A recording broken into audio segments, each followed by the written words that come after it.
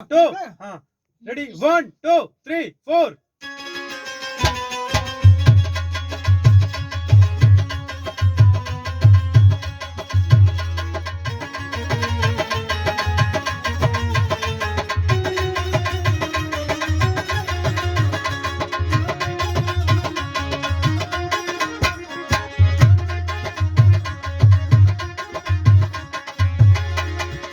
ए भैया एगो सखी अपना सखी से का कहतिया